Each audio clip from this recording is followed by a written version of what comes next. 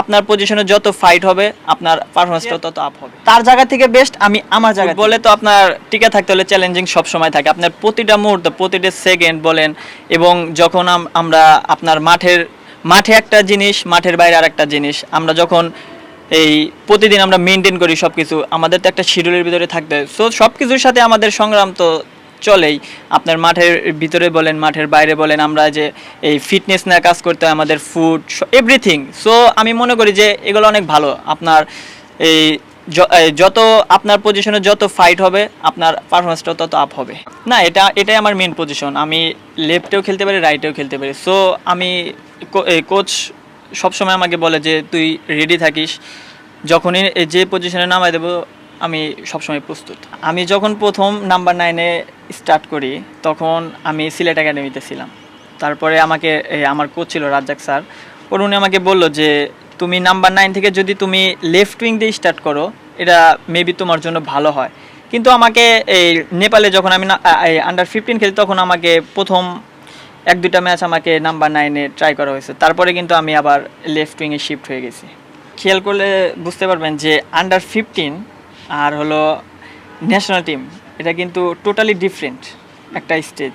হ্যাঁ, আপনার আন্ডার 15 আপনি এই অনেকগুলো সুযোগ পাবেন, কিন্তু আপনার ন্যাশনাল টিমে, আপনার মেন ন্যাশনাল টিমে কিন্তু এতগুলো আপনি সুযোগ পাবেন না। আসলে আপনি দেখেন আমাদের যে নাম্বার 9, যে আমাদের স্ট্রাইকারে যে কী জনের সংকট, আমরা পর্যাপ্ত পরিমাণ সেই ওই রকম ইট আমরা করতে পারি না। মানে আমাদের সেভাবে অ্যাডভাইসটা দেওয়া হয় না। আপনি দেখবেন যে এই বাইরের দেশে যে এত স্ট্রাইকার, এত উইং কীভাবে হলো, তাদের সবগুলোই ছোট থেকে তারা এগুলো করে আসে, তাদের কোচিং ওইভাবে হয়ে আসে। সো আমরা ছোট থেকে বড় হয়েছি যে আসলে এই আমরা যতটুকু প্র্যাকটিস পেয়েছি এটার উপরে আমরা আর কি চর্চা করছি।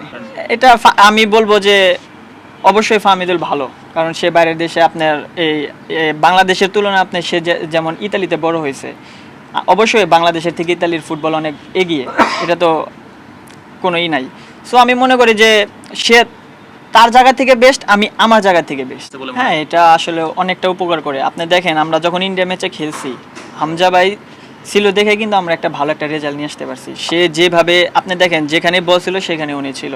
হ্যাঁ, ইভেন আপনি সিঙ্গাপুরের সাথে যে আমরা কিন্তু কিছু কিছু টাইম ডমিনেট করেও খেলছি।